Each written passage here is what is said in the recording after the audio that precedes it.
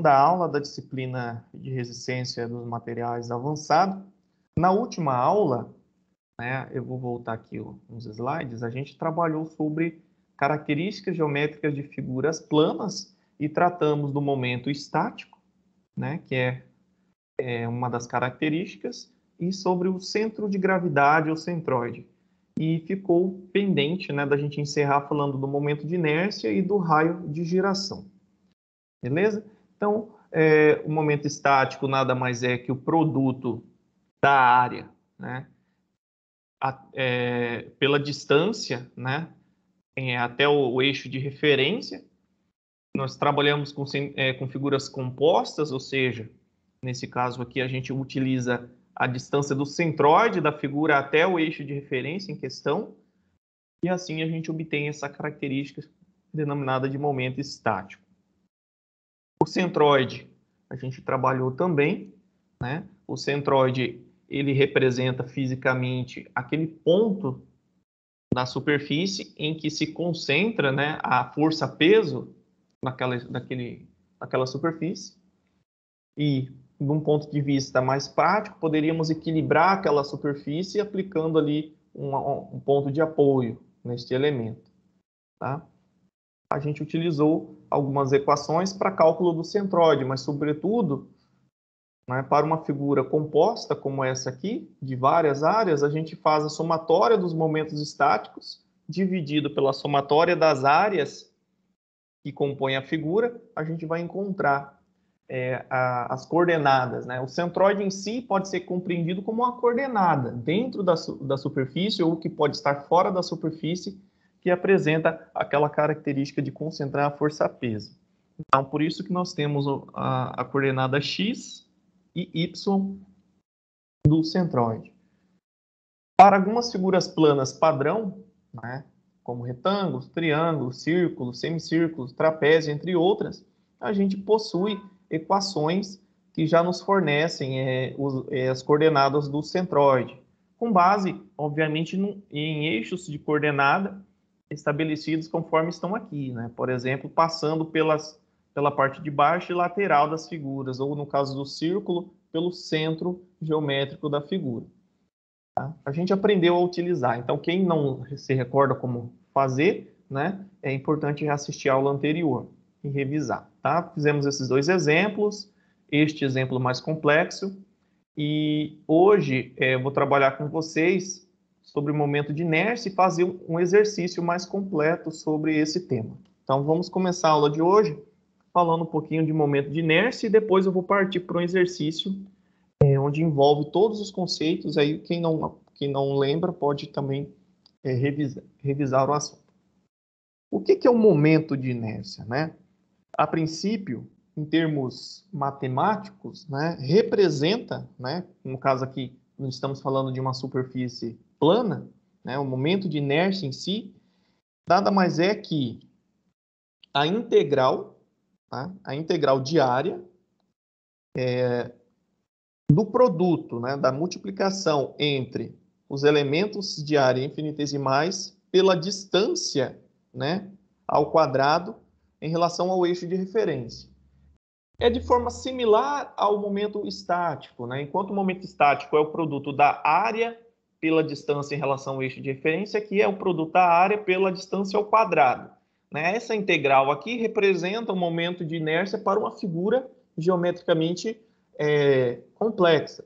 Né? Se nós aplicarmos essa equação para geometrias simples, né, a gente vai obter vários valores não, as equações que estão aqui. Né? Eu não vou resolver essa equação integral para geometrias retangulares, triangulares, tá? Mas a forma de resolução é similar àquela que eu demonstrei na aula anterior, né? Para as expressões do centroide. Então, a gente pode utilizar a mesma metodologia. Então, nós fazemos uma integral diária da distância, né, da área até o eixo de referência.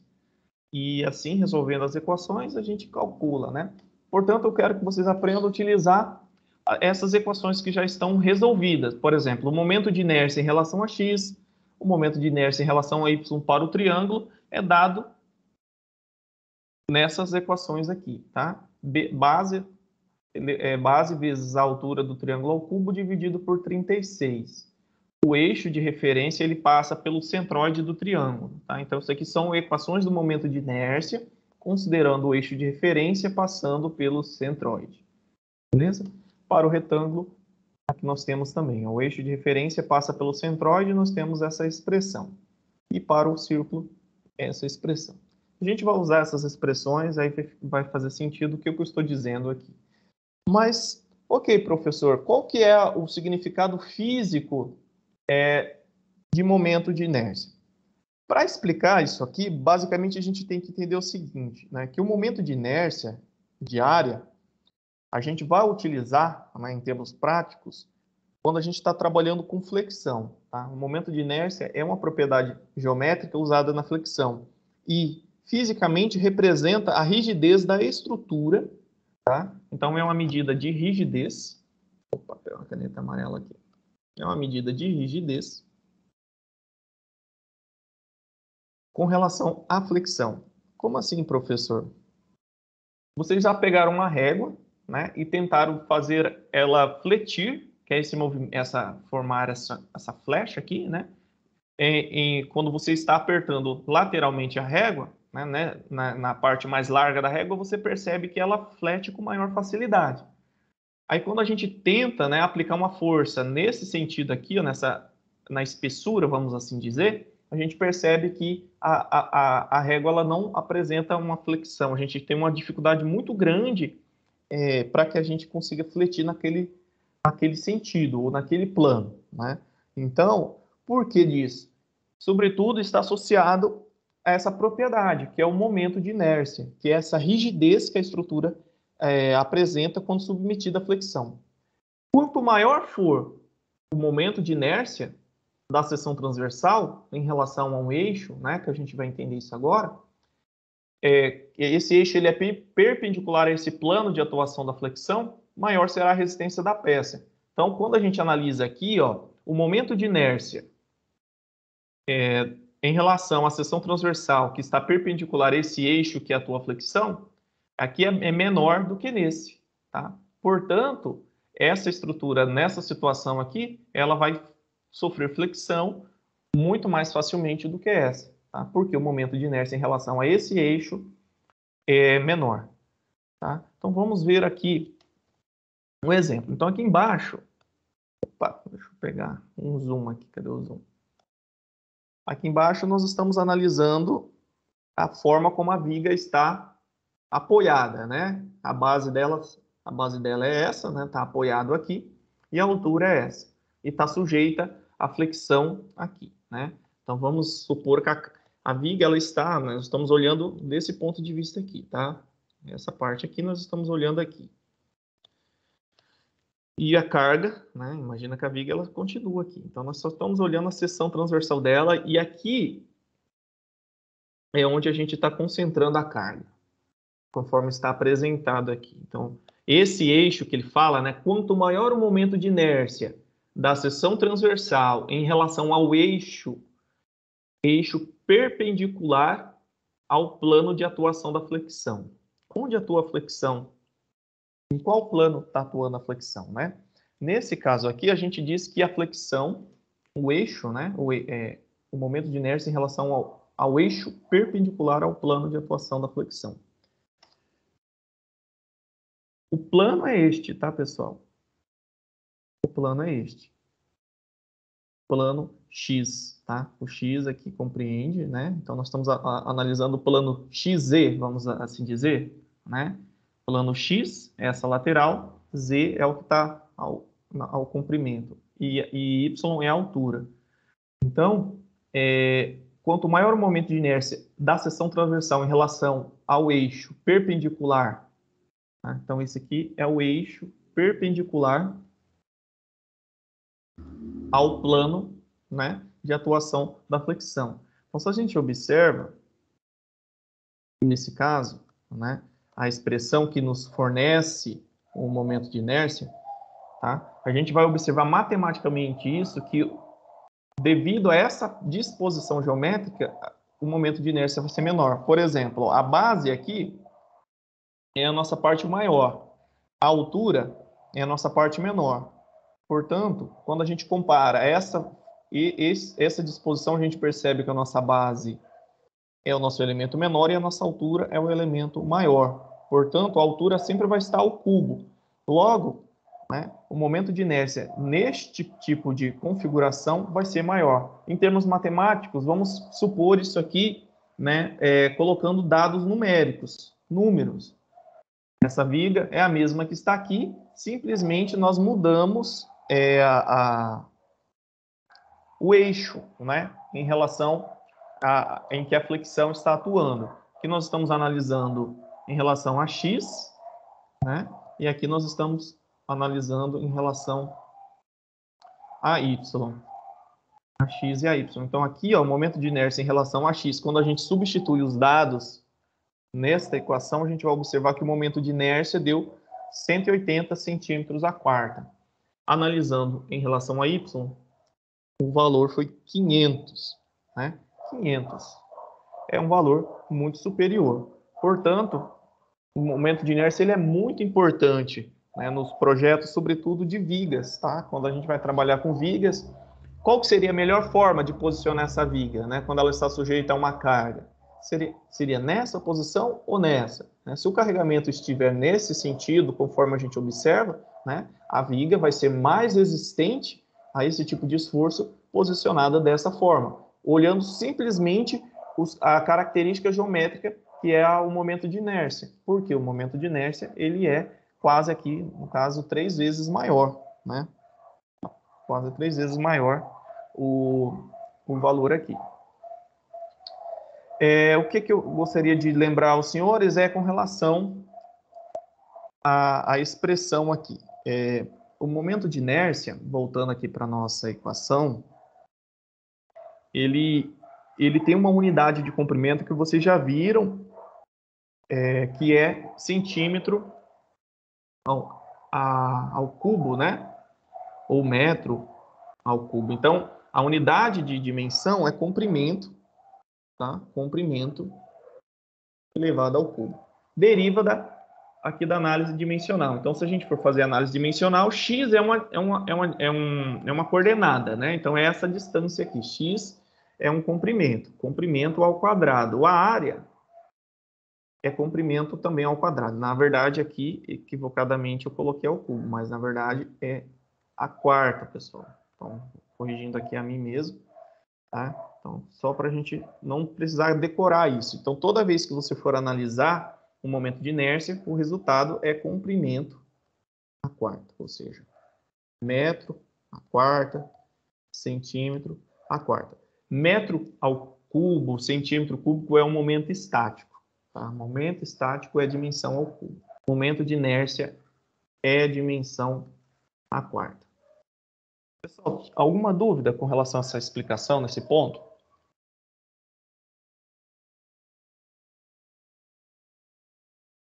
Por enquanto, tranquilo. Tá tranquilo, né? Então é isso, pessoal. É bem simples, tá? Uma coisa que eu gostaria que vocês reconhecessem, esse é o perfil de deformação. Isso aqui vai ser importante mais para frente, né? Quando uma estrutura está sujeita à flexão, já para a gente ir adiantando um ponto, né? Como eu falei de momento de inércia, então a gente está falando de flexão, rigidez à flexão. Isso aqui é uma viga, tá? Foi desenhado nela essa marcação aqui. E aqui está demonstrando o que a gente chama de linha neutra, tá? Linha neutra. A linha neutra, ela coincide com o centroide da figura, tá? Nesse caso, da seção transversal. A linha neutra é o ponto da estrutura em que vai estar sujeita, né, quando a viga estiver sujeita à flexão, né, ela não vai apresentar nenhuma deformação. Isso a gente observa. Essa aqui é a situação indeformada, né? E aqui é o carregamento aplicado após o carregamento. A gente observa que a superfície aqui, essa superfície ela esticou, né? E essa superfície aqui de baixo ela diminuiu, tá? Então a linha neutra é essa região que compreende aqui o centro, né? O centro geométrico da figura, o centroide da figura. e onde não apresenta, né, as deformações devido ao carregamento de flexão. A flexão, ela vai gerar um tipo de deformação, né? Na superfície aqui de cima, ó, nós temos esse perfil, né, uma concavidade, né? Essa concavidade, a parte superior da concavidade, ela vai gerar uma deformação devido à tração das fibras, tá? E a parte inferior, a gente percebe que a deformação é um encurtamento. Então, essa região está sujeita à compressão. Tá? E a linha neutra é a região que não sofreu nenhuma deformação nesse ponto. Só para a gente já ir adiantando os conceitos e o conceito de linha neutra e o perfil de deformação da flexão e o quão importante é o momento de inércia, tá? O momento de inércia, ele vai dar rigidez à estrutura, então ela vai tender a ter uma maior dificuldade em formar esse perfil aqui. Quanto maior o momento de inércia da seção transversal, né, a gente vai observar que o perfil de deformação tende a ser menos rigoroso, tanto sob tração quanto compressão. É o que a gente observa no exemplo aqui desse pezinho, né? A régua é um exemplo claro sempre para a gente associar. Vamos agora trabalhar com a situação aqui das propriedades, né? Então, se a gente tem várias figuras, né? Uma figura composta, ali nós vimos um perfil retangular, mas imagine que o perfil é como este, um perfil de uma viga, né? Nós estamos olhando só o perfil. Então, se o perfil for igual a esse, como que a gente calcula o momento de inércia nessa seção? O momento de inércia total de uma superfície, né, composta, é a somatória dos momentos de inércia das figuras que o compõem. Então, de forma análoga àquele caso anterior, a gente faz a somatória dos momentos de inércia de cada figura. Ou seja, se nós temos 3 figuras, a gente vai calcular o momento de inércia, aqui no caso vai ser o momento de inércia total, vai ser o momento de inércia da figura 1, mais o momento de inércia da figura 2, mais o momento de inércia da figura 3. Como que eu calculo o momento de inércia? Né? O momento de inércia, no caso aqui, são figuras retangulares, né? O momento de inércia de uma figura retangular é base vezes a altura ao cubo dividido por 12. Isso a gente aplica para cada figura que compõe a estrutura. Beleza? Então, isso aqui a gente precisa lembrar. Vamos fazer um exemplo para entender esse conceito aí de uma figura composta. Lembrando agora que nós estamos tratando, nesse exemplo, de uma figura composta, porém ela tem um vazado aqui no centro.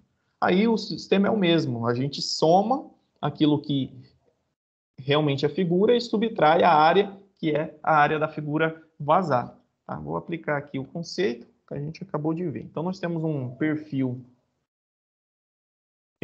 retangular, vazado, né? A gente pode decompor em 2 figuras. Uma figura completa, vamos chamar aqui, né? Essa total, e uma figura menor aqui. Aí a gente calcula o momento de inércia dessa figura total e subtrai o momento de inércia dessa menor aqui.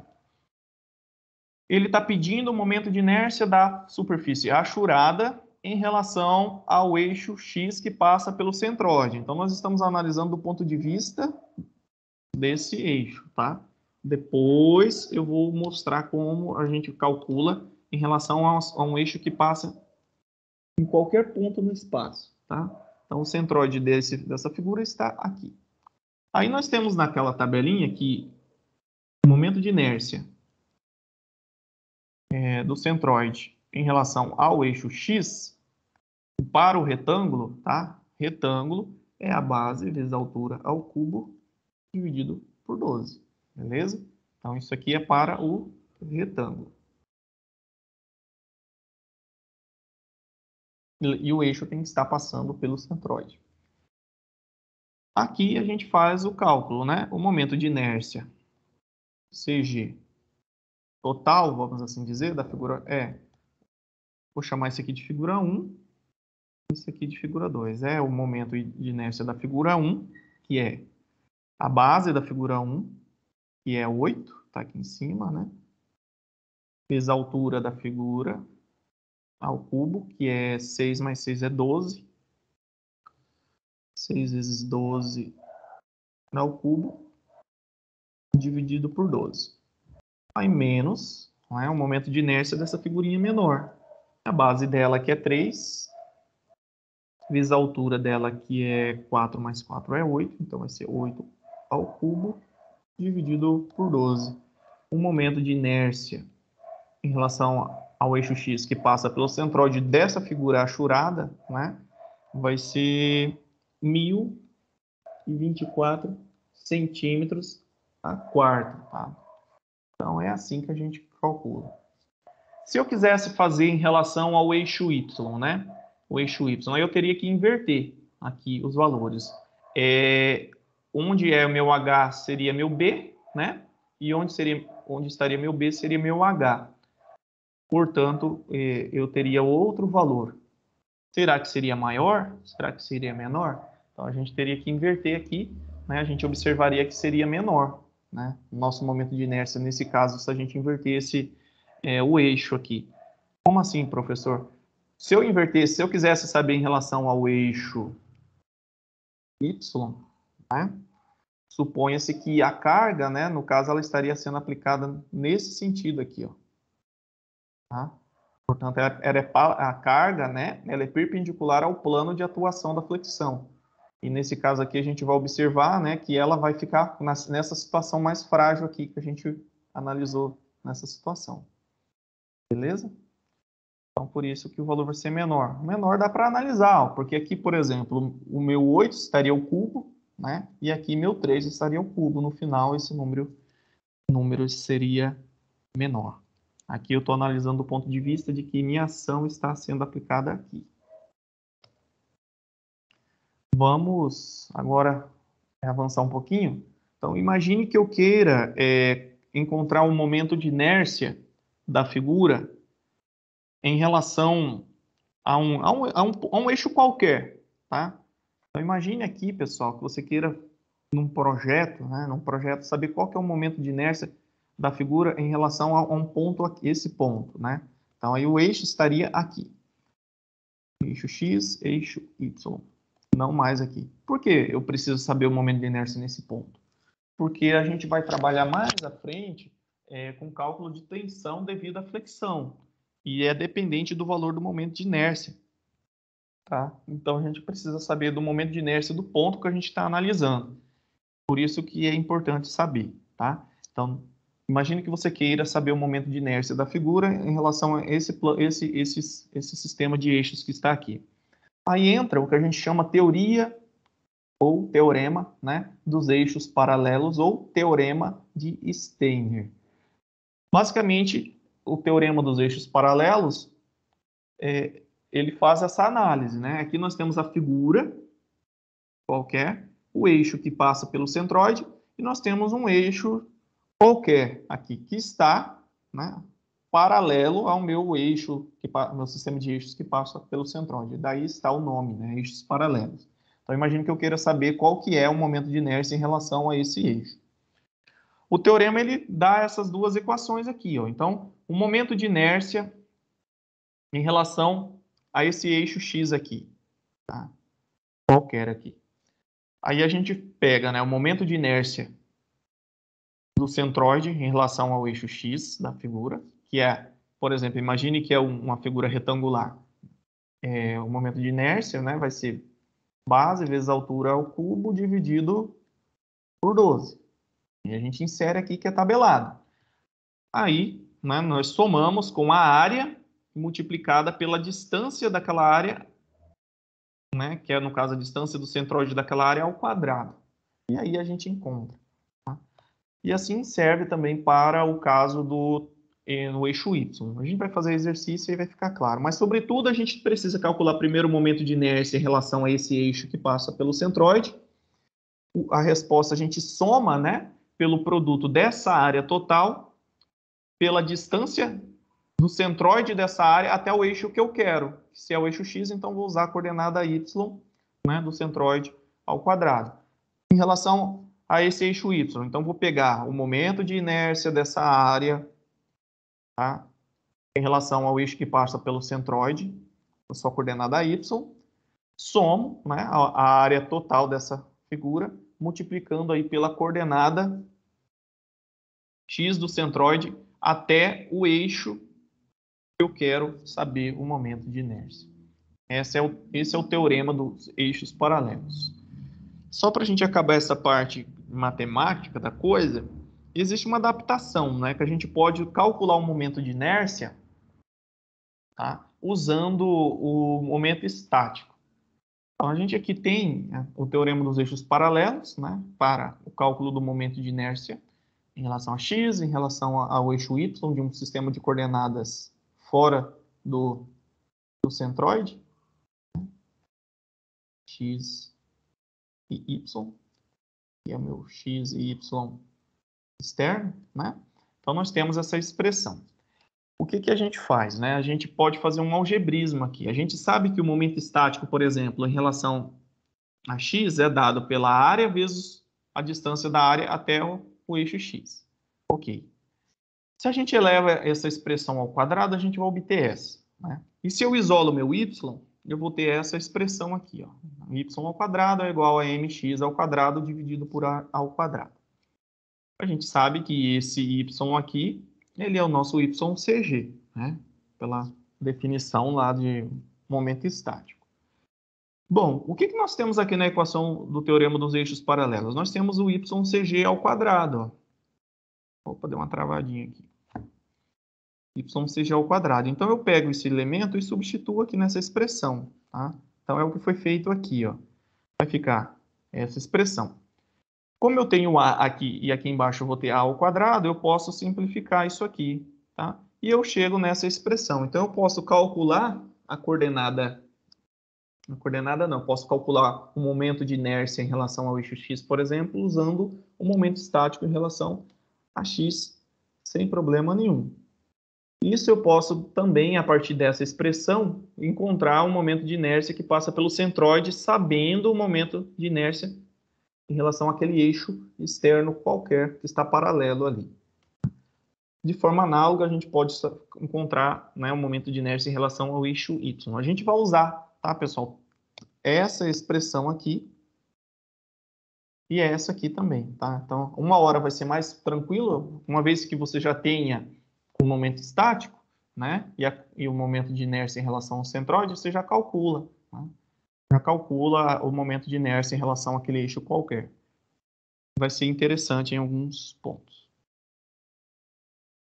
O raio de giração, que é a última característica geométrica das figuras planas que eu trouxe para vocês, nada mais é que a raiz quadrada do momento de inércia dividido pela área da seção transversal. Mas o que é o raio de giração? O raio de giração a gente vai usar quando a gente for trabalhar com outro tipo de esforço, que a gente chama de flambagem.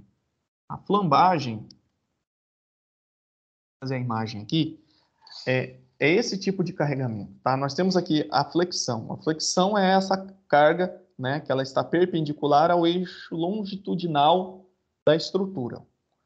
A flambagem, que é esse caso aqui, a carga, né, é uma carga que está no mesmo plano do eixo, né, tá no sentido longitudinal do eixo, e é uma carga de compressão. Então, nós vamos ter uma carga de compressão. E essa carga de compressão, ela tende, né, quando atingir um determinado valor que a gente chama uma carga crítica, gerar essa deflexão lateral aqui, ó, essa barriga. Isso aqui é usado para projetos de pilares, tá? Pilares está sujeito, pode sofrer flambagem, e a flexão é vigas, tá? Então, enquanto o momento de inércia a gente usa, sobretudo, para trabalhar com as vigas, o raio de giração vai ser utilizado para o cálculo de uma carga crítica, que vai, né, ser o valor daquela carga que vai gerar esse tipo de comportamento, tá? Pilares, estruturas assim que estão sujeitas a esse carregamento. Isso aqui eu trouxe agora, mas a gente vai usar mais para frente. Então, isso aqui, pessoal, essas características geométricas é como se fosse um preparatório para quando formos trabalhar com vigas e pilares. Vamos fazer um exercício, então, para não ficar só na conversa. Tá, pessoal? Tem alguma dúvida por enquanto ou tá tranquilo?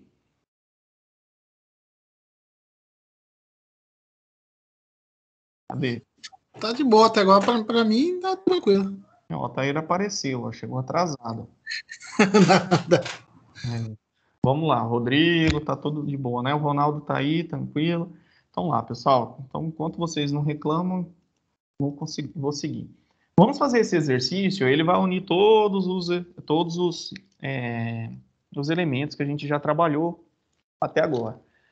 Quando a gente tem uma figura plana, composta, né, de várias outras figuras, é mais conveniente a gente trabalhar com uma tabela, tá, pessoal?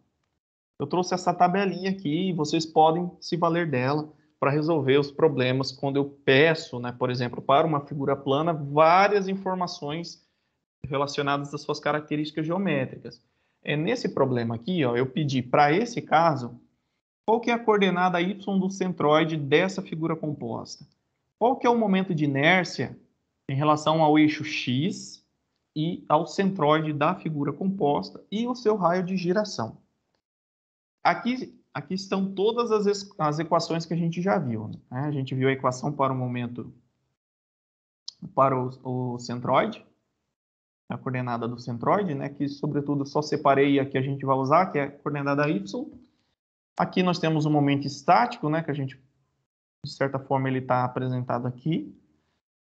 O momento de inércia em relação a um eixo paralelo está aqui, né? Aqui embaixo. Na verdade, aqui é de uma figura composta.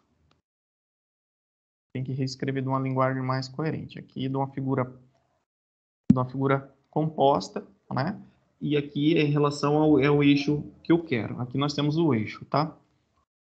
Vamos usar todas essas equações, só que em vez da gente usar ela igual a gente está fazendo, resolvendo uma por uma, em separado, eu organizei essa tabelinha, né? Na verdade, isso aqui não é eu que criei, é uma estratégia que a maioria dos materiais didáticos trazem para que a gente possa trabalhar. Na prática profissional, vocês podem criar uma planilha, né, no Excel e joga os dados aqui de dimensão e você já encontra esses valores tabelados, de acordo, claro, com o perfil da viga que você está trabalhando, né? Aqui nós temos um perfil T. Então, para esse perfil T, a gente pode decompor a figura, né, em 3, nesse caso aqui. Eu achei melhor dividir em 3. A tabelinha, pessoal, ela tem aqui as informações que a gente vai precisar para calcular. Então, o que o exercício quer? Né? Ele quer essa coordenada, ele está pedindo o momento de inércia do centroide da figura, total, né, que a gente não está aqui nessa expressão, mas ele quer esse momento de inércia aqui em relação a x, que a gente tem aqui. Então, essa tabelinha vocês podem copiar no caderno depois. Então, nós temos essas colunas. Aí só basta preencher, é intuitivo, tá? Então, vou colocar aqui, ó, figura 1, figura 2, figura 3. Aí as dimensões, né, conforme a área. São retângulos, então qual que é a base do meu retângulo 1? É 3. A do meu retângulo 2 é 2. A do meu retângulo 3 é 3. A altura do 1 é 2. A altura do 2 é 7. E a altura do 3 continua sendo 2. Ok? Dá para a gente já pular para cá, para essa coluna, e calcular a área, né, que é uma das informações que a gente vai pedir. Então, a área do retângulo é base vezes a altura. Então, basta só multiplicar esses valores. Vai dar 6, 14 e 6. Observe que aqui tem um símbolo de somatória. Então, a gente tem que somar os elementos, essas áreas aqui. Portanto, essa somatória vai dar 26, tá? Ok, vamos para essa coluna. Vamos calcular os momentos de inércia. O momento de inércia não, as coordenadas y do centroide de cada uma dessas figuras. Portanto, a gente está calculando aquelas coordenadas considerando, né, os eixos que passam pelo centroide de cada figura. Tá? É como se fosse isso aqui. Ó. Então, é essa coluna, YCG. Isso aqui é tabelada, essa equaçãozinha. Né? Lembrando que por retângulo é base vezes altura ao cubo dividido por 12. Então, só para lembrar, base vezes altura ao cubo dividido por 12. Vamos fazer aqui. Qual que é a base? A base é 3. A altura é 12, certo? A altura... Opa, calma aí, a altura é 2. Tô doido. A altura é 2. Ao cubo dividido por 12. Só que a gente tem que tomar cuidado, né? A coordenada y do centroide, aqui, até o eixo que a gente está analisando, né? É igual isso que está acontecendo aqui. Essa tabelinha ela acaba não sendo intuitiva nesse ponto, né? Mas, sobretudo, é igual esse problema aqui que a gente fez, pessoal.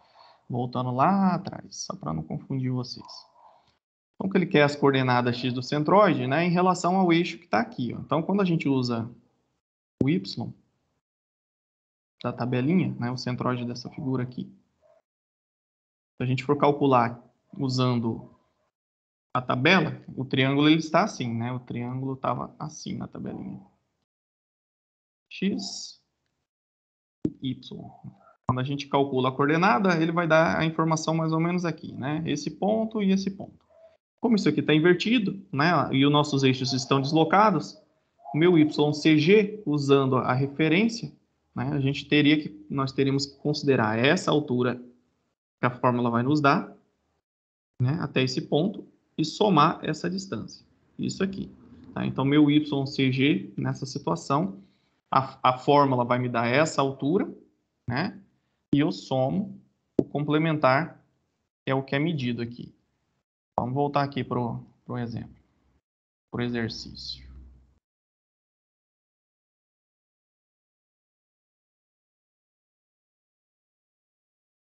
Pessoal, isso aqui está correto? Eu estou falando aqui, mas eu vejo que vocês não estão prestando atenção. Vocês estão aceitando tudo que eu estou falando aqui como absoluto. O que está errado aqui, pessoal? Eu acho que tem que inverter a altura e a base aí. Não, pessoal, isso aqui não é a fórmula da coordenada y do centroide. Isso aqui é a coordenada do momento de inércia. Tá? Presta atenção, eu tô colocando aqui as informações, mas é muita fórmula, tá? Ó, isso aqui é a coordenada do centroide. Y, ó, esse aqui é o momento de inércia. Momento de inércia em relação que é o que a gente está querendo, né? Do centroide de uma figura, é base vezes altura ao cubo dividido por 12. A coordenada y do centroide de um retângulo é a altura dividido por 2, tá? Isso aqui, ambos consideram, ó, o momento de inércia considera um eixo que passa pelo centroide, ok? A coordenada y do centroide é aquela coordenada que, como eu mostrei na tabelinha lá, o eixo de referência passa nesses pontos, o eixo x, eixo y. Aqui é o centroide da figura. Então, quando eu uso essa expressão, né, eu estou analisando a coordenada y do centroide. Essa altura dessa figura, vamos pegar da figura 1, né? Essa altura aqui, que é 2, né? É a altura dividido por 2. Então, vai dar 1, vai dar nesse ponto aqui. Okay? Isso aqui é o que eu encontrei. O que eu preciso pôr aqui é em relação ao eixo que está aqui embaixo. Então, vai ser 1 mais essa altura remanescente aqui. Então, esse é meu YCG. Tá? Vamos fazer aqui, ó. Coordenada YCG dessa figura. Então, o meu YCG usando H sobre 2 vai dar essa distância aqui, ó. Tá? E eu preciso saber dessa distância até aqui embaixo. Vai ser 1 mais 5 vai ser 6. Concordo? Vai ser 6. Vamos fazer agora usando aqui o triângulozinho, o retângulozinho 2. A fórmula padrão, né, considera, né, o retângulo, os eixos passando pelo retângulo conforme estão aqui. Então, nesse caso aqui do retângulo 2, vai ser a altura dividido por 2, simplesmente, tá? Porque o eixo já passa pela base aqui. A altura desse retângulo 2 é 7, né? 7 dividido por 2 é 3,5. Vamos agora para o retângulo 3. Vocês pegam a mecânica da resolução. os eixos. Né? Os eixos passam assim, ó. Y e X. Se a gente calcula, né, vai ser a altura desse retângulo dividido por 2. A altura desse retângulo é 2, né? Dividido por 2 vai dar 1. Então, vai ser esse ponto aqui, 1. Só que a gente quer até aqui embaixo, que é o que está na figura em questão. Então, vai ser 1 mais 5. Então, vai ser 6 também. Entenderam, pessoal? Ô, professor Rafael, Oi. só uma pergunta aí, responder a sua pergunta, eu tô entendendo, assim, só que eu tô vendo, na prova, o senhor vai dar bem mastigadinho assim, eu vi que o senhor identificou ali 1, 2, 3, mas isso aí foi apenas para princípio didático, e na prova não vai ter essas coisas assim não, né, só para me atentar. É Na que eu vi que o prova, senhor colocou bem para didático mesmo, assim, né, não, ele não vai fazer isso na prova, na não. prova você vai fazer o seguinte, você vai usar essa tabelinha, ok? Se você tem 10 figuras compostas, imagina que eu forneça essa figura aqui na prova. Ó. Essa figura aqui. Você vai montar aquela tabelinha igual eu fiz, né? Aqui está como figura, né? Figura. Você tem 1, 2, 3. Aí tem essa maior aqui que eu vou chamar de... Vamos chamar, na verdade, de esse retângulo aqui de figura 1. Vamos dividir em 3 figuras. O retângulo vermelho é 1, o triângulozinho é 2, isso aqui é 3. Então você mesmo vai usar a tabelinha 1, 2 e 3. Aí você vai fazer a área. Qual que é a área da figura 1? Né? Aí os demais elementos você vai copiar, você mesmo vai usar. Essa tabelinha aqui, pessoal, é uma estratégia de resolução que eu estou fazendo com vocês. Tá? Ô, professor, mas Oi. essa figura aí que o senhor tá fazendo agora, isso aí o senhor não vai dar, não, né? Isso aí tá fácil mesmo. Eu vou deixar... Apenas para princípio didático, por isso que eu perguntei, tá bem... O senhor Você vai quer... calcular mais foda lá, né? eu vou passar um exemplo para vocês depois, né? Um exercício. Ó. Vocês têm essa figura aqui e tem essas outras aqui para praticar. Vai usar a tabelinha igual eu fiz e vai encontrar essas informações. Então, pessoal, não tem segredo, não tem mistério.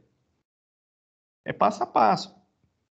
Começa primeiro com a área, tá? Aqui eu coloquei altura e base porque eu dividi tudo em retângulo, mas eu não precisaria colocar isso aqui, eu poderia já colocar a área, né? Porque imagina que eu tenho um triângulo, eu tenha um retângulo, um semicírculo, aí para mim ficaria complicado colocar essas colunas. Então você pode subtrair isso aqui e começar a sua tabelinha com a área, né?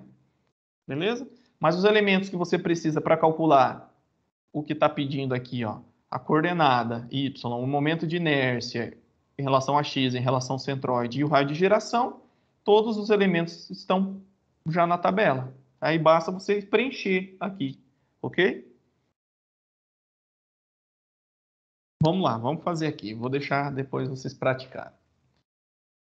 O momento estático, né? O momento estático mx. Como que a gente calcula o momento estático? O momento estático em relação a x, basta lembrar a fórmula, né? É a área vezes a coordenada y do centroide da figura.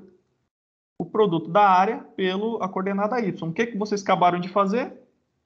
Acabaram de preencher a coluna do momento de inércia, da coordenada y do centroide e da área. Então, basta multiplicar um pelo outro e colocar a resposta aqui, ó.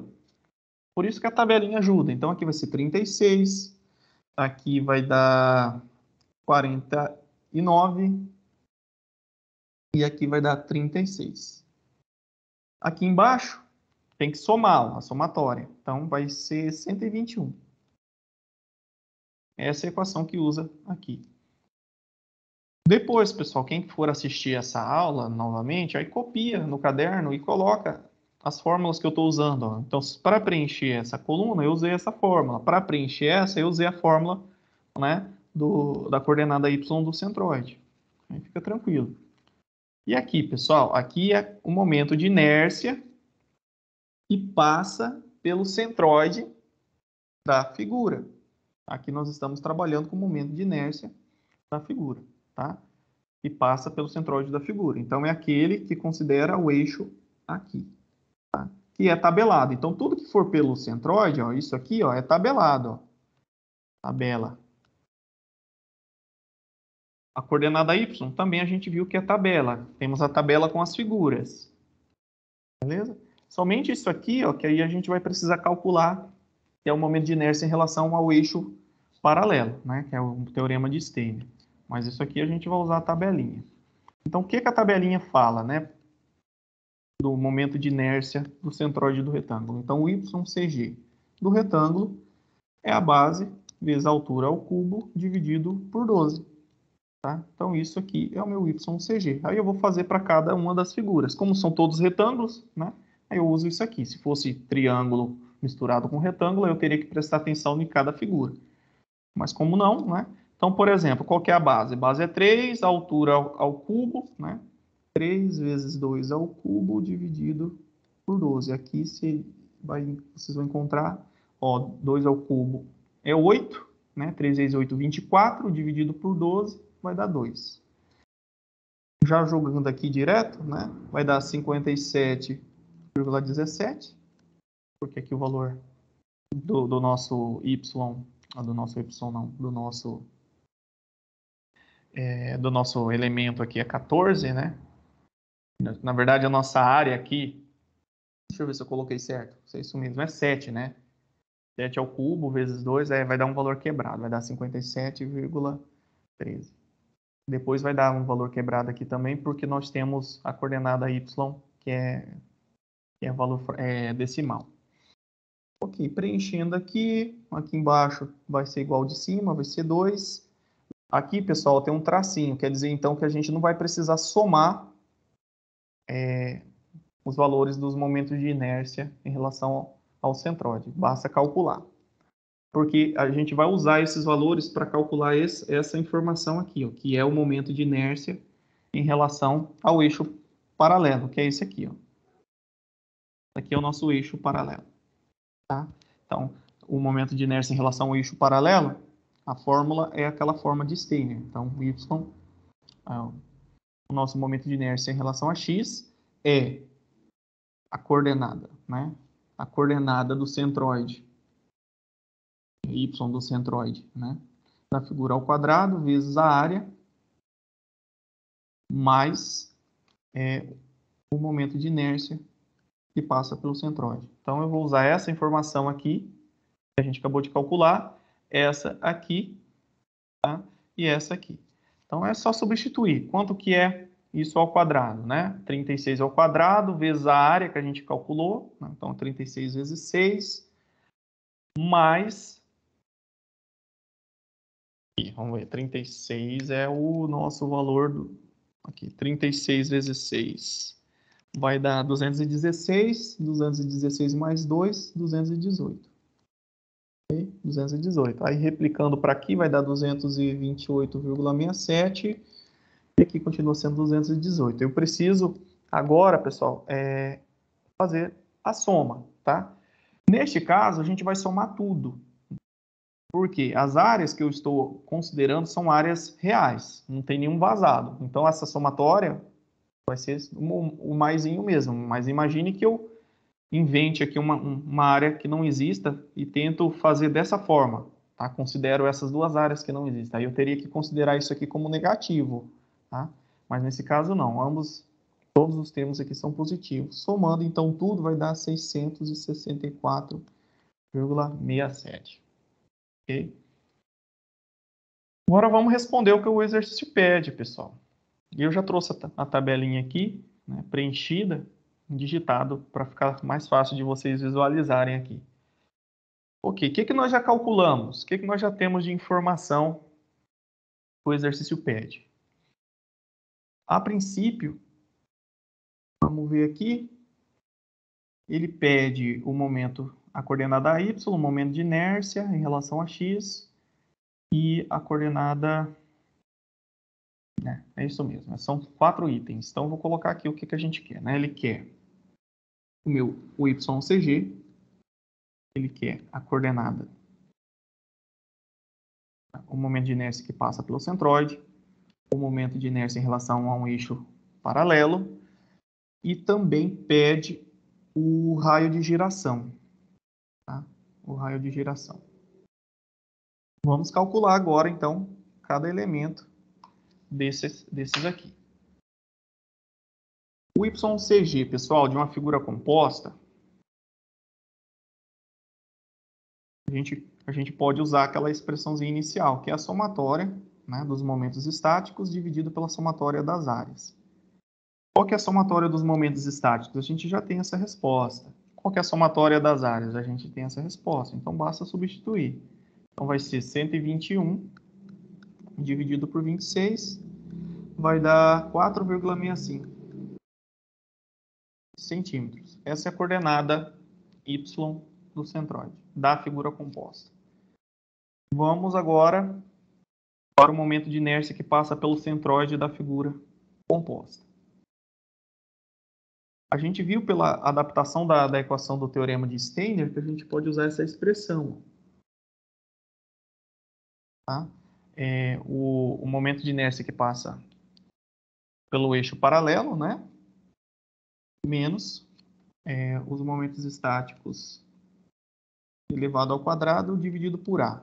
Da onde está essa equação? A gente viu aqui. Ó. A gente deduziu ela aqui. Essa equaçãozinha aqui. Tá? Então, eu isolei o meu momento de inércia, né? E deixo em relação ao eixo X que passa pelo centroide e vou utilizar da forma como está aqui. Então, vamos lá. Vamos jogar os valores que eu preciso na expressão. Aqui. Nós já temos essa informação. É o que está aqui, ó. Nós já temos essa informação, é o que está aqui, basta substituir. Então, meu YCG vai ser o meu momento de inércia que passa por X, que é a sua somatória, obviamente, tá, pessoal? É a resultante aqui da figura, 664,67, menos o momento estático ao quadrado, e é 121, dividido pela área. Qual é a área? Somatória das áreas, é a área total da figura, que é 26. Isso aqui vai resultar num valor, tá feito aqui, 101,55 centímetros quadrados. Tá? Então, este é o valor do momento de inércia que passa pelo centroide da figura aqui. Então, é um eixo aqui, né? Então, dessa figura composta. Agora, vamos analisar o momento de inércia. O momento de inércia X a gente já tem, tá? Que é esse aqui. Então, já foi calculado. Já respondemos. Então, nós já respondemos esse item. Agora falta só o raio de giração. O raio de giração, eu vou aproveitar esse espaço aqui, nada mais é, né, que a razão entre o momento de inércia, que passa pelo centroide da figura composta, dividido por sua área. Nesse caso aqui, nós temos o ICG que a gente acabou de calcular, deu 101,55. A área é 26. O raio de giração é 1,98 centímetros. Beleza? Pessoal, é prática, tá? Então, considerando que os senhores precisam praticar, eu já vou passar a tarefinha para vocês, tá? Então, temos essa figurinha composta aqui. Vocês precisam determinar os momentos estáticos dessa área achurada, as coordenadas do centroide, os momentos de inércia, os raios de giração para essa figura. Usem a tabela. E temos mais essas duas outras figuras, tá? Eu dividi em duas atividades porque na aula passada eu ia tentar chegar nesse ponto, né? Ia deixar essa atividade para vocês, né? Só que considerando aí que eu não consegui chegar nesse ponto do assunto, então eu vou deixar essa aqui e mais essas duas. Não é difícil, pessoal. Então é importante vocês começarem a resolver. Então eu vou mandar no grupo essa tabelinha aqui, ó, limpa para vocês, onde eu vou ajustar ela, porque aqui nós só temos a possibilidade de calcular as informações em relação a Y, tá? O momento de inércia em relação a Y e o momento de inércia em relação a X e a coordenada Y do centroide. e o raio de geração em relação a x. Eu vou ajustar ela para que vocês possam encontrar todas as informações, independente seja eixo x ou eixo y. Basta preencher os itens que pede, tá? Então, eu vou anexar lá no grupo essa tabelinha ajustada. Ok? Pessoal, alguma dúvida?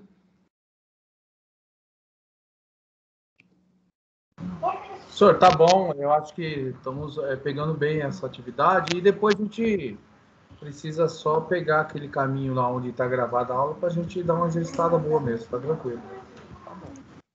Vamos falar um pouquinho agora de outro assunto, que é os esforços externos, tá? Eu vou começar esse assunto e depois a gente vai finalizar falando um pouquinho sobre o tipo de carregamento, carregamento distribuído, carregamento concentrado.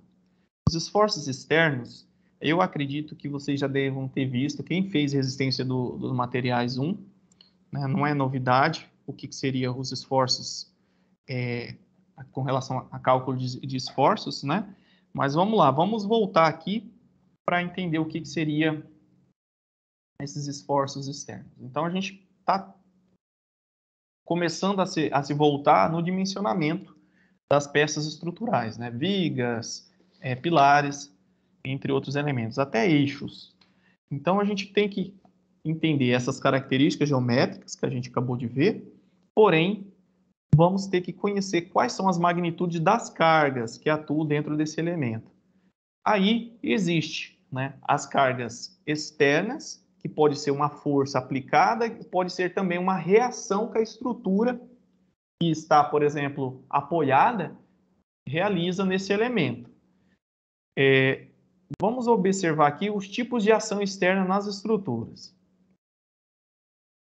Eu falei a respeito da viga, mas o que é uma viga, né? A viga é esse elemento estrutural aqui, ó. A viga, ela é feita, né, para sofrer ou resistir à flexão.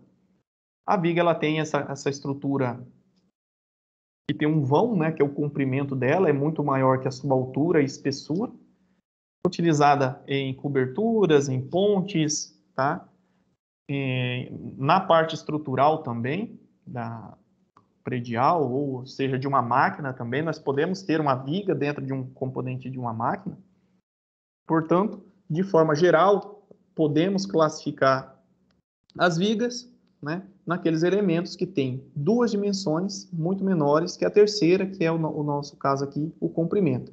E as vigas, elas são sujeitas a cargas perpendiculares. Então, todo elemento que está sujeito a uma carga perpendicular, né, a gente pode classificar ou modelar na hora do cálculo como uma viga, tá?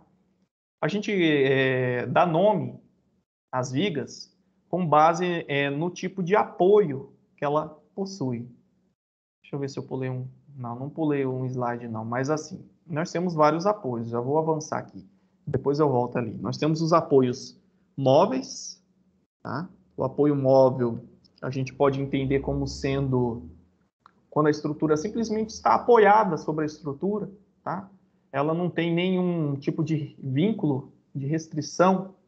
Imagina que você tem uma viga apoiada num pilar, não está amarrada, não está chumbada, tá? Então, pelo fato de estar somente apoiada, vai ter apenas uma única reação de apoio, que a gente fala, né? Que é esse apoio, se o apoio é nesse ponto, né? A viga está colocando o seu peso na vertical, vai ter uma reação também na vertical. Agora, se a viga estivesse... A viga não, mas imagine que você apoia algum elemento na horizontal, numa superfície horizontal, numa superfície vertical, né? Mas nesse sentido, o apoio é vertical, né? O apoio, na verdade, ele é vertical, mas a carga que você está aplicando é na horizontal. A estrutura, né, de apoio, ela vai gerar uma reação também na horizontal. O apoio móvel é aquele que não tem nenhuma outra reação de restrição, ou seja, se você tender a rotacionar o elemento, ele vai rotacionar, tá? Então, se você quiser movimentar, por exemplo, nesse caso, no sentido, na direção horizontal, ele vai movimentar. É o caso mais simples de apoio. O apoio móvel ele é representado graficamente por esse tipo de desenho, tá? Vocês vão encontrar nos problemas com essa forma. Ou, algumas vezes, fazer uma linha reta é complicado. Ou algumas vezes assim, tá? Um triângulozinho afastado do plano, tá? Às vezes vai haver o roletezinho, porque a gente pode chamar de apoio móvel ou apoio do tipo rolete. Já o apoio fixo, a gente pode compreender como sendo o pino, tá? Uma estrutura que está fixa por pino. O que o pino permite, né? Imagina que você tem uma estrutura aqui que está pivotada, tem um pino aqui. Você não consegue movimentar para cá e nem para cima, né? Mas você pode rotacionar em torno desse ponto. Partindo dessa análise, o apoio fixo, ele restringe apenas dois movimentos, que aqui surge como duas reações de apoio. Então, aquelas restrições de movimento é devido, né, a esse par ação e reação. Então, vai surgir duas reações. O engaste, que é o caso terceiro aqui, é o caso onde a estrutura ela está chumbada, né, vamos assim dizer. Então, a estrutura ela foi soldada naquele ponto. Nesse caso, você não consegue movimentar e nem rotacionar a estrutura. Logo, vai surgir três tipos de reação de apoio. Reações relativas a forças e uma reação relativa ao momento. O momento é essa reação quando você tende a rotacionar a estrutura.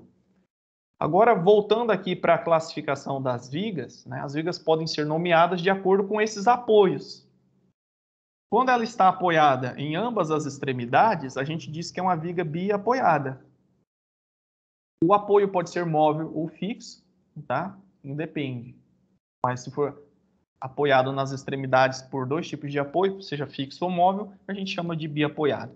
Biengastada, né, quando o engastamento acontece em ambas as extremidades aqui, tá? Tá chumbada aqui. E engastada e apoiada é nesse caso aqui, né? Apoio numa extremidade e engaste na outra, e em balanço essa situação, né? Onde ela está engastada em uma extremidade e está livre na outra.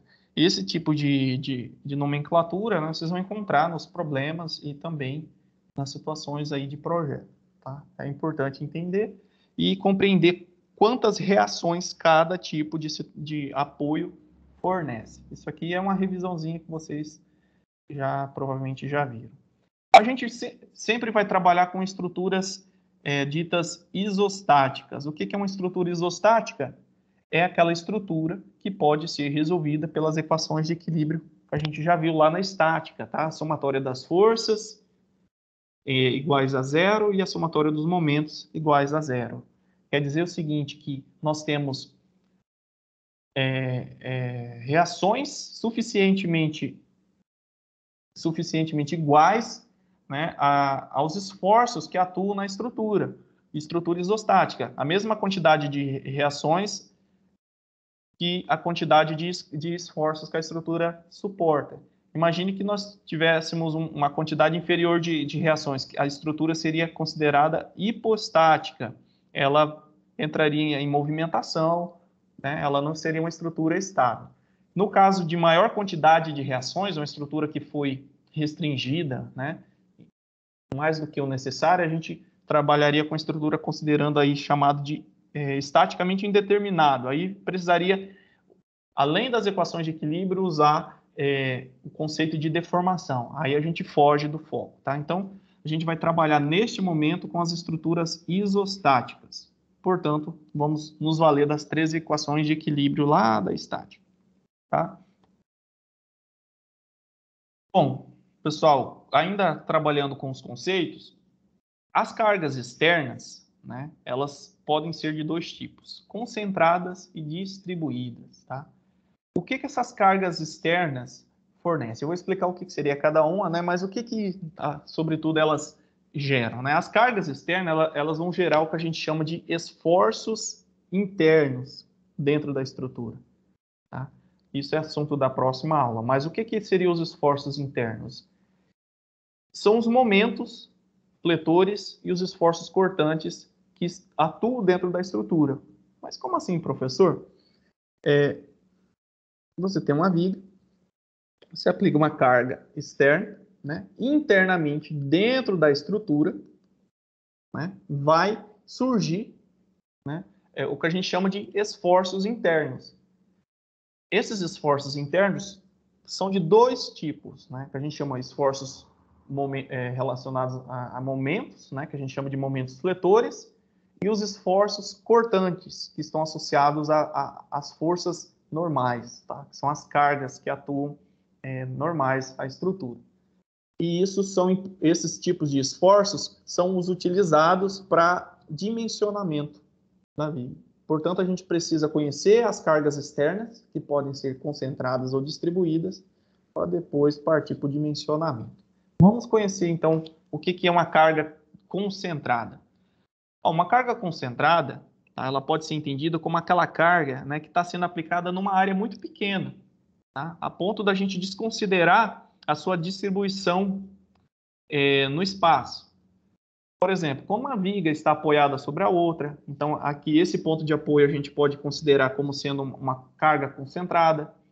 Esse ponto aqui em que está apoiado sobre esse pilar, a gente pode dizer que aqui surge uma reação de carga, né, concentrada. Então são os exemplos. Quando as vigas estão apoiadas sobre um ponto, né, ou essa carga ela não está distribuída no espaço, né, ou seja, a região de contato é pequena, pode ser desprezada em relação ao comprimento total da estrutura. Então, estruturas apoiadas em um ponto assim. Vamos ver uma situação de carga distribuída. Ela pode ser variável, pode ser uniforme, tá? No caso aqui, essa parede ela está sobre uma viga. A parede ela vai aplicar um carregamento distribuído. Considerando que é uma parede uniforme, esse carregamento vai ser considerado uniforme, tá? É o que está sendo representado aqui, ó. É um par. Aqui nós estamos olhando a parede, né? Aqui na parte de cima, e aqui a carga, né? A carga distribuída. E aqui as reações que a viga que ela está apoiada reage. Então sempre vai surgir um par ação e reação, né? Então carga e reação. O carregamento distribuído, ele é representado por uma letrinha Q, tá? Conforme a gente observa aqui, ó. E essas cargas distribuídas, elas são formadas por essas setas, conjunto de setas, e essas setas, elas podem estar ligadas por uma reta ou por uma curva. Como assim por uma curva, professor? É que o carregamento, pessoal, ele pode ser variável, né? Aqui não tem um exemplo prático, mas imagine que essa parede aqui, né, ela seja desproporcional em termos de distribuição de massa. Nós tenhamos uma janela aqui, né? Nós tenhamos outro objeto aqui que concentra mais massa, né? Então, essa carga não seria uniforme. Portanto, a gente poderia representar aqui como um carregamento variável, né? Então, formado por uma curva. O vetor, que é essas setinhas que representam Q, quanto maior é o comprimento da setinha, maior é a carga distribuída. Então, Qzinho aqui, ó, é diferente de um Q aqui. Então, essa curva aqui representa matematicamente como sendo uma função, tá? A carga distribuída varia conforme x. X é essa coordenada aqui, tá? Então, é um carregamento distribuído, uniformemente variável, tá? Ele é distribuído. É comum a gente encontrar cargas que têm um perfil triangular, né? Ora ela é máxima e vai diminuindo ao longo aqui, conforme o valor da carga vai diminuindo. Tá? A gente vai tratar sobre cada um desses conceitos melhor mais adiante, tá? Mas é importante lembrar que nós temos dois tipos. Quando a área, né, de contato que a estrutura tem com relação ao carregamento não é desprezível, a gente diz que aquela carga gerada ali, ela é distribuída.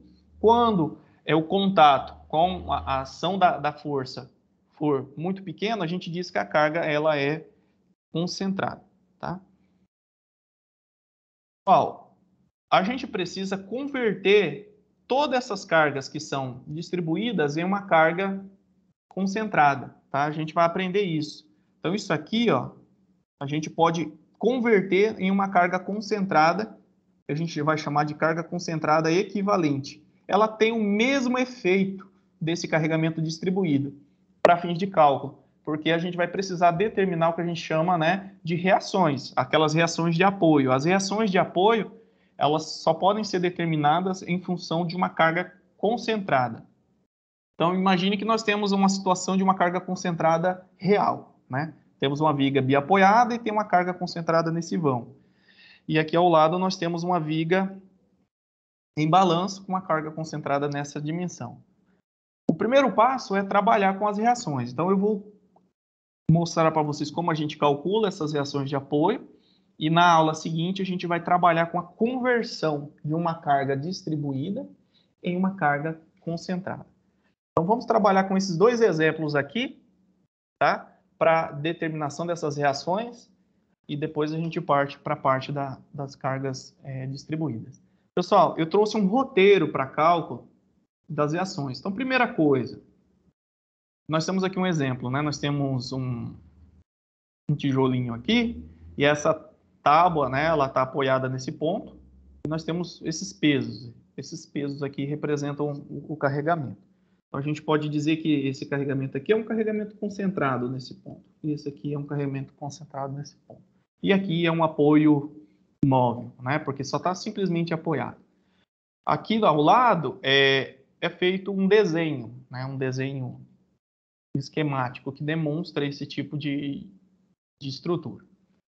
Bom, o primeiro passo é esse, pessoal. Vocês vão ter que fazer, né, um diagrama de corpo livre, que é o que está apresentado aqui, onde vocês vão substituir os apoios que estão aqui pelas reações que ele apresenta, tá? E essas reações serão consideradas incógnitas, tá? É o que a gente precisa encontrar.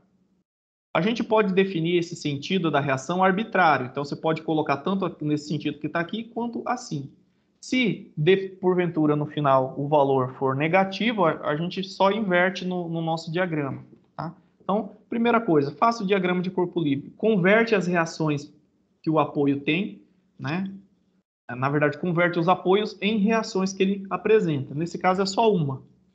Depois, pessoal, a gente vai aplicar as equações de equilíbrio nesse sistema aqui, somando as forças em x e em y e os momentos, tudo, né, iguais a zero. E no final, a gente vai encontrar essas reações. Vamos fazer aqui esse exemplo daquela viga biapoiada. Qual que é o primeiro passo? O primeiro passo é, nós temos os apoios, vamos converter os apoios em suas reações. Eu vou fazer o diagrama de corpo livre aqui. Aqui temos a estrutura, né? E aqui já está mostrando as reações, mas imagine que você só tivesse os apoios aqui, conforme está apresentado nesse desenho. Não tem.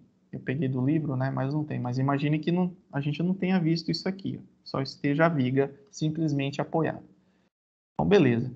Então, você faria o desenho, que é o diagrama de corpo livre. Como aqui é um apoio fixo, tem duas reações. Né? Que foi denominado de reação A, RA, né? Vertical, e uma reação horizontal HA. A carga concentrada está nesse ponto aqui, a uma distância A do apoio. Carga P. E nesse apoio em B é um apoio móvel, então só tem uma reação. Uma reação chamada de RB. Qual que é o próximo passo para a gente resolver? Somatória das forças em X, em Y e dos momentos. Professor, eu posso começar, tem que seguir essa ordem? Somatória em X, em Y? Não, você pode começar calculando pela somatória dos momentos, tá? Não tem problema nenhum. Mas o importante é que você aplique as três para resolver o problema, tá? Vamos começar pela somatória das forças em X, igual a zero. Então, tudo que tiver em X eu vou somar. Nós temos essa força HA, positivo, né? A gente lembra que aqui X, aqui Y, então esses são os sentidos positivos adotados. Não há mais nenhuma outra força em X. Então, a nossa reação HA ela é igual a zero. Faz sentido, né, pessoal? Porque não há nenhuma força horizontal externa aplicando. Então, não tem nenhuma reação também horizontal. Mas o apoio, ele restringe horizontalmente, caso surgisse aqui na utilização, né? Eu vou partir agora para a somatória dos momentos. Eu escolho um ponto na viga, né, e calculo a somatória dos momentos. Eu vou fazer isso, pessoal, porque aí eu já consigo eliminar uma incógnita, eu já consigo encontrar uma incógnita. Porque se eu partisse para a somatória das forças em Y, eu ia somar RA mais RB, né, com essa carga, e eu teria duas incógnitas. Quando eu parto direto para a somatória dos momentos, eu escolho um ponto, vou escolher o ponto A aqui, e vou perceber o seguinte, que essa carga RA, ela não causa momento porque ela passa pelo ponto, né? Vai só gerar momento aquelas forças ou reações que estão a um braço de alavanca, ou seja, a força ela está perpendicular ao ponto de aplicação, ou seja, isso aqui ó, ela está 90 graus, né, a uma distância A desse ponto, e RB, né, está 90 graus a essa distância desse ponto. Já RA não, passa pelo ponto. RA só simplesmente empurra o ponto. Beleza? Vamos adotar como positivo o sentido horário, tá? De rotação, os momentos positivos. Vamos começar por RB. RB vai rotacionar no sentido anti-horário, então ele vai ser negativo, vai ser RB vezes qual distância? O enunciado ele fala assim, ó, que esse ponto aqui tem essa distância B mais A. Então, vou chamar isso RB vezes B mais A. E a carga P, ela vai rotacionar no sentido horário, então é positivo. Então, vai ser mais P vezes A. A somatória disso aqui vai ser igual a zero. Portanto, eu vou manipular essa equação, deixar ela em função, né? Deixar o RB isolado. Vai ficar RB, P vezes A vai vir para cá negativo. Isso aqui que estava multiplicando RB vem para cá dividindo. B mais A. Como tem menos em ambos os lados, a gente elimina, né? Então, P vezes A, B mais A. É a minha reação.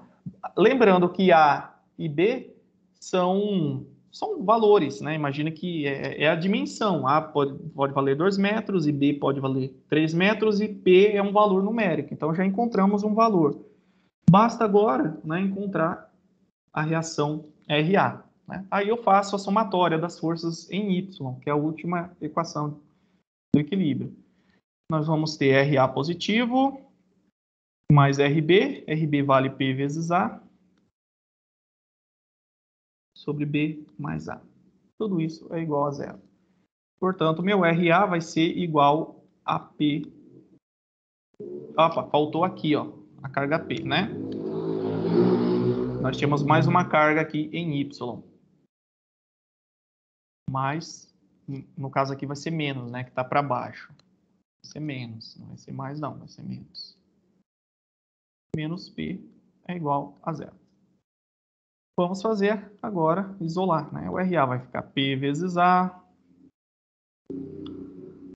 Isso aqui vai para o outro lado negativo, então vai ficar menos, né? Menos. O P vem para cá, vai vir mais, né? A gente pode manipular isso aqui, a gente pode deixar esse pezinho em evidência, tá? Mas esse aqui não é o foco. O foco é, pessoal, sigam as equações de equilíbrio. Vamos fazer esse outro caso aqui, ó. É a viga em balanço, né? Vamos aplicar a somatória das forças em X, somatória das forças em Y e dos momentos, para calcular essas reações, RA, MA e HA. A gente já pode deduzir, pessoal, que HA vai ser nula, né? Porque na hora que a gente fizer a somatória das forças em X, nós não teremos nenhuma força em X, né? Vamos começar então por ela. Somatória das forças em X é igual a zero. O que nós temos em X? Nós temos HA e não temos mais nada. Então, HA é igual a zero. Nos exemplos reais, vocês não precisam nem partir dessa análise. Já pode pular para os demais. Vamos seguindo agora para a próxima parte. Vamos fazer a somatória dos momentos. Vamos ver. Somatória dos momentos. Nesse caso aqui, todas as forças, né? Elas vão partir desse ponto. Então, nós não temos nenhum ponto aqui para a gente considerar como translação. Então, o que a gente pode dizer? Ó, que esse momento MA, a somatória dos momentos em A, é igual a zero, né? Ok? MA é igual ao quê, pessoal? MA é igual à força P vezes essa distância, tá? Porque nessa viga em balanço, se a gente for tentar calcular essas incógnitas, ó, nenhuma vai gerar momento nesse ponto, né? Nenhuma dessas forças. Mas a gente sabe que a carga externa, ela vai gerar um momento interno. Então, eu sei que se eu fizer a somatória dos momentos em relação a A, eu vou encontrar um valor nulo, tá? Vamos assumir que o sentido da somatória, o sentido horário, é positivo. Eu sei que o meu MA ele é igual a P vezes A, porém em sentido contrário, tá? Então ele é negativo, porque senão não anula aqui, ó, tá? Esse sentido que está adotado aqui está correto, ó. O sentido tá invertido, tá? Ele está invertido no desenho. Porque, por exemplo, ó, se essa carga rotaciona o ponto A para cá, o momento de reação ele tem que ser no sentido oposto, ok? Então, nesse exemplo aqui, ó, ele está invertido. Até então que minha resposta deu negativa aqui, tá? Esse aqui é um exemplo trivial para a gente entender. Ah, professor, então vamos verificar se isso aqui vai ser igual a zero. Somatória dos momentos no ponto A igual a zero. O que nós temos no ponto A? Nós temos MA, né? MA. O que vai gerar mais momento em A? É a carga P. P vezes A. P vezes A vai ser positivo. Mais P vezes A é igual a zero. Quanto que vale MA? MA vale menos P vezes A. Menos P vezes A mais P vezes A é igual a zero. Portanto, né, essa reação de momento, ela está coerente, tá? Agora falta somente essa reação, né? Reação RA. E a gente faz a somatória das forças em Y igual a zero. Nós temos menos P para baixo, né? Mais RA para cima. Isso é igual a zero. RA é igual a P. Pessoal, tá tranquilo? Tá de boa, professor. Tá de boa, né? Beleza, pessoal. Eu vou resolver agora esse exercício numérico para a gente fechar, para não ficar só nesses exercícios com letras, né? Então, vamos fazer um caso aqui que nós temos essa estrutura que tem 3 cargas concentradas, aplicadas, né? Então, nós temos aqui um apoio fixo, né? Reação aqui, e um apoio móvel com uma reação aqui. Aqui 2, né? E aqui 1. A gente observa que só tem carga vertical, portanto, essa reação aqui a gente nem precisa calcular. Qual que é a estratégia, né? Se a gente começar calculando pela somatória das forças em Y, a gente vai ter a reação RA como incógnita e a reação RB como incógnita. Então, o que eu faço? Eu parto calculando a somatória dos momentos em relação a um ponto. Vamos calcular em relação a esse ponto A, porque aí, né, essa reação RA ela não vai gerar momento no ponto A, então ela não vai aparecer na expressão e vai somente usar RB como incógnita. E a gente já mata ele. Então, vamos começar com a somatória dos momentos em A igual a zero. Opa, eu estou pensando mais rápido do que escrevendo. Somatória dos momentos em A igual a zero. Vamos adotar arbitrariamente como o sentido de rotação positivo horário, tá? Então, RB vai gerar um momento negativo, vai ser menos RB, vezes a distância que está aqui é 5. Essas forças, que são cargas externas, né, concentradas, vão gerar sempre momentos positivos. Então, vai ser mais 9 vezes 4, mais 8 vezes 3, mais 7 vezes 2, isso é igual a zero. Aqui nós vamos ter menos 5 RB. Aqui vai ser, deixa eu fazer a continha. 9 vezes 4, 36, mais 24 4,60 mais 14, 74. 74 vai ser aqui o resultado, né? Aí a gente vai passar para cá negativo, menos 74, sinais negativos em ambos os lados, então fica tudo positivo, vai ser RB 74 dividido por 5. Isso aqui vai dar 14,8 newtons. Essa é a reação, RB. Aí, fazendo a somatória das forças em Y igual a zero, né, a gente encontra o valor de RA. RA positivo, mais RB, que é... Opa, coloquei 14,8. Faltam uma vírgula aqui. 14,8. Aí menos todas essas forças, né? Porque todas estão para baixo. Menos 7, menos 8, menos 9. Quilonewtons, tá, pessoal? A unidade aqui está quilo, então é quilonewtons. Tudo isso igual a zero. RA vai ser igual, né? Ó, menos 7, menos 8, menos 9 vai dar menos 24. Menos 24 mais 14,8, né, vai dar menos 9,2. Aí esse menos 9,2 vai vir para o outro lado da incógnita positivo. Então vai ser 9,2 kN. Ok? Essa é a informação. Uma coisa, pessoal, como é uma viga biapoiada, a gente tem que entender que se a gente somar a reação, ó, nós temos uma viga biapoiada com cargas concentradas. Tá? Então, a somatória das reações RB e RA tem que ser igual ao valor da somatória das cargas. Tá? Ó, nós temos 7 mais 8 mais 9. Todas para baixo, né? 7 mais 8 mais 9. 24. Então, temos 24 kilonewtons sendo aplicado para baixo. Obviamente que, como essas cargas elas estão posicionadas a diferentes distâncias, uma região vai ser mais solicitada do que a outra. Por isso, ó, que RB apresentou um maior valor de reação, né, do que RA, que apresentou 9,2. Mas se eu somar RB mais RA, tem que dar 24. Tá? Então, 14,8 mais 9,2 vai dar 24, tá? Portanto, está correto. Então, vigas biapoiadas, pessoal.